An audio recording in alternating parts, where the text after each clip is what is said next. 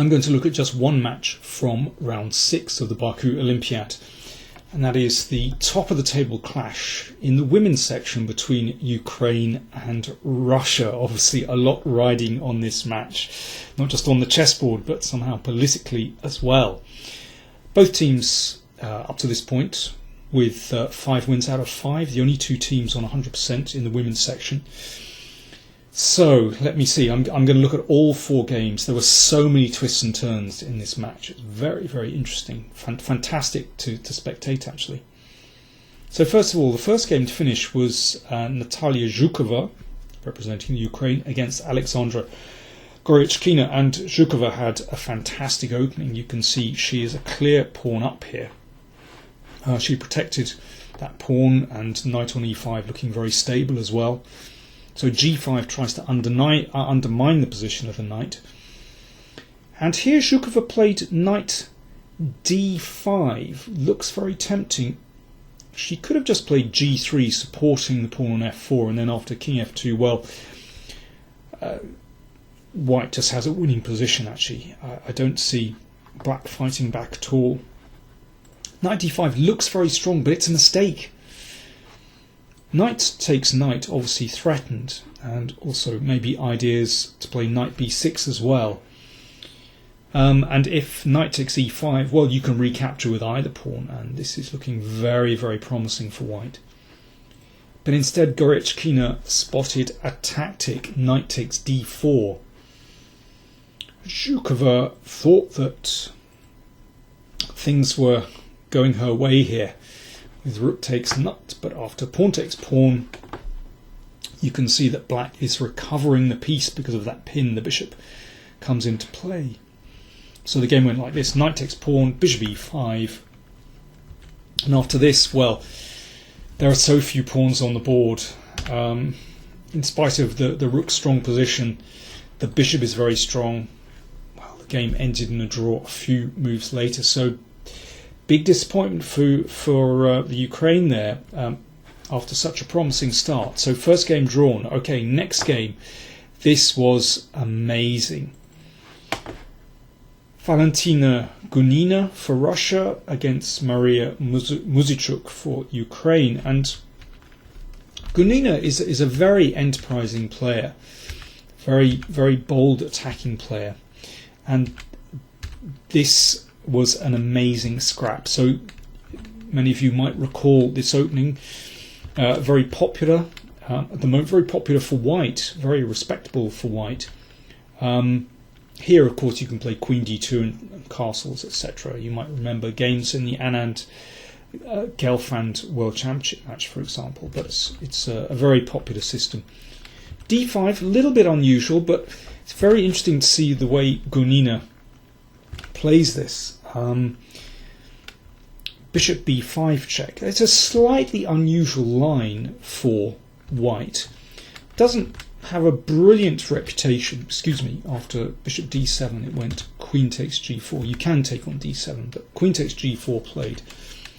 And this has all been seen before, but black should be okay here. But you can see it's already very double-edged with this dark squared bishop disappearing from the board. Bishop d4, rook f8. I mean, it's a very double-edged position. Obviously, black can't castle kingside, and the king can't come to the queen side yet. Here, a very interesting move is a4, to really go for it, to give up another pawn just to open up another file. Knight f3 is kind of sensible, but Gunina played f5. I mean, this is a very bold move. She just has a forward gear in this game. Queen d7 is a very responsible move, stopping this pawn, well, for the moment, advancing and perhaps preparing to castle on the queen side. Gunina finally decided to develop this king's knight. But good play from Maria Muzychuk. Bishop d3, just picking up this pawn, no fear at all. So black picking off a pawn, black a pawn up, but Gunina just keeps going forward. The bishop comes back to a6, good idea. Still controlling the f1 square, that's important, so that the rook can't come to f1. And also protecting that pawn could be important. But Gunina not phased. She castled queenside. I mean, this looks absolutely mad. White's king looks exposed. But the rooks are now connected. Another pawn taken by black. c4, white goes forward again. Not caring too much about the king. Careful. There's a mate threatened. So queen b3 swings across, protecting c2, attacking the knight. f6, good move from black. Knocking back the knight. And only then retreating the knight. So black is still very solid. Bishop e3, clever move, preventing black's king from castling queenside. So white is, although 2 pawns down, is desperately trying to keep some initiative here, keep something in the position. Knight d4, good move, hoping for an exchange, and then rook takes, and perhaps rook number 2 will hit the d file. But no, knight e5, good move from black. Looking at c4, but also trying to keep the e file closed. Gunina offering another pawn that would perhaps potentially allow the knight into e6. So the queen came back to g8. Good move, covering e6, looking at c4. And obviously if the queens are exchanged, then black is just winning. So check. And now bishop h6. So, well, an interesting moment in the game. Black could trade queens here and give up the exchange. I mean, this will be a pragmatic decision. With so many pawns, maybe not a bad decision. But instead, well, Muzychuk was brave. She kept the queens on, but actually this is a good move. Because white's king is perhaps looking in more danger than black's at the moment. Rook e1 played. So I like the way that both players are playing. They're not backing down, basically. Rook e1, just adding more firepower here. Perhaps there could be a hit against the king one day. But again, another brave move from black, simply taking another pawn. Perhaps looking to check here, so Gunina prevents that option. And the bishop came back to a rock-solid square, d5. g4. Again, just that forward gear from white. Finally, the rook was moved away from the bishop. Looks a little bit clumsy, but black is still fine here. But still, g5. Forward again. Hoping to somehow get through to the king. Both players running short of time now. I mean, and objectively, black must be winning this position, but short of time, so many pieces flying around, and the king not quite secure, and the rook's not connected. Anything can happen here. This is a great move from white. This rook e6, just throwing more wood on the fire. Objectively, this does not change the assessment of the position. Black should be winning, but it's tricky. Now, this could be taken. I can imagine that Muzychuk just rejected this, thinking, yeah, this just looks too dangerous with the knight coming here. But after this, the queen threatens a check and queen b2 mate. This may be the simplest way to do it. It's very hard to avoid simplification now. So, for example, here, protecting b2, but a check, and let's say knight c5, trading more pieces. This must be good. After you trade pieces, that seems to simplify. But knight c5 also looks very, very promising. Just forking here. Queen b4. So both players down to their final seconds here. Knight takes rook. Queen takes b7. So at the moment, Gunina is whole rook down, but the queen has broken through. And here, with 5 moves to go to the time control, Muzychuk makes a blunder. Well, if she plays, for example, pawn takes pawn and allows the rook to be taken, but just blocks out with the knight, in fact, there's nothing for white to do here. There's no way through for white. That's going to be winning for black. But instead, Muzychuk played the natural move, rook d8. She's a rook up after all. But this was a disaster after exchanging. And not exchanging on d8, but checking. In fact, Gunina was able to force a draw. The black king cannot escape the perpetual. Draw agreed. So, well, a fantastic save for Russia there, but I think Gunina should be congratulated for the way she managed to keep just a little bit of initiative, a little bit of pressure in the position, and finally Muzychuk cracked right at the end.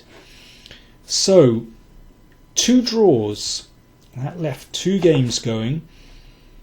Next to finish was the game between Anna Muzychuk and Alexandra Kosteniuk. So Anna Muzychuk is Maria's elder sister, and she got a fantastic position out of the opening against Kosteniuk. You can see that Muzychuk has a beautiful pawn centre, and well, these knights haven't found a foothold at all.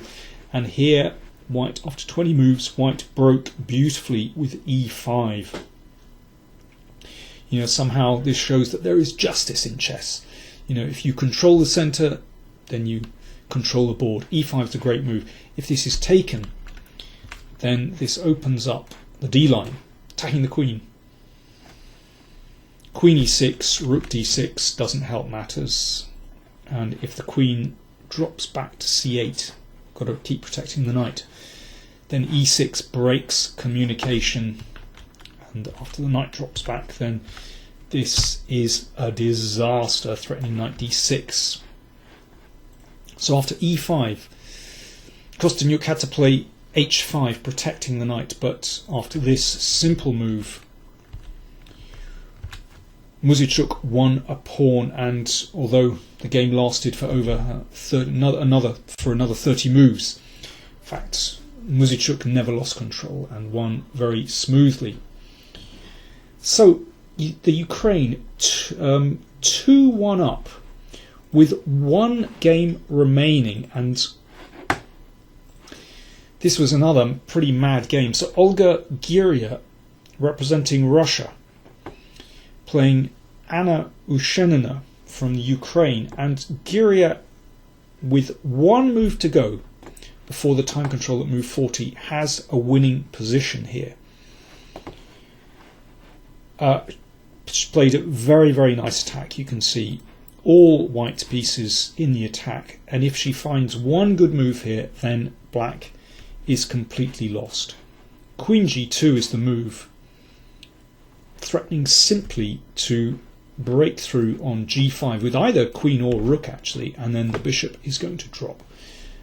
Black is completely lost in this position. Instead, final move of the time control, she played rook f5, and this is a blunder. After queen takes, suddenly a mate is threatened. Queen g2, time control reached, but suddenly black is back in the game. Now this is not an easy position. If anything, more difficult for black to play than white, because this king looks slightly less secure, but still black should be alright here. So both players spending quite a lot of time here after the time control, and they were both soon running short of time. And here I think, although objectively black makes the best move here, in practical terms probably a mistake. Ushenina took the pawn on e6. But I think queen c5, just protecting g5, is a better move, because that pawn on e6 to a certain extent safeguards black's king. It's not so easy for white to attack. Still, I mean, I think white certainly still has the better chances here. But queen e6 is now getting very tricky. And it is very hard for black to cover everything in this position. And running short of time, well, white slowly but surely found a way into black's position. I know this looks quite scary because white still has to protect b2, but in fact white starts to take control here. And once that pawn goes, it really is horribly lost. Very difficult. That queen just spinning around the board, beautiful. So just to repeat, Girya had to win this game to level the score, and she managed to do that. Let's just go through the final moves. Check and rook b6 check. A nasty skewer, but the end was coming. So with that victory, the team's tied. Ukraine 2, Russia 2, but a really dramatic match. So many twists and turns. Could have got, well, for a long time it looked as though Ukraine were going to win, but Russia just pulled it out the bag. So that means that that gave a chance for China to catch up. Remember earlier in the tournament China had drawn. So now Ukraine, Russia and China all level at the top of the women's section. Sorry, didn't have a chance to look at any other games from the open section, but a pretty tense day. India just defeating the Netherlands after Adiban defended extremely well against Erwin Lamy and ended up winning that game. So India beat the Netherlands and are now tied for first with... no, not tied for first. They are ahead, but they play the USA in the next round. So India-USA is going to be the big matchup in the next round, so watch out for that. Right, I'm off to the airport now. I shall see you soon in Baku. Bye now.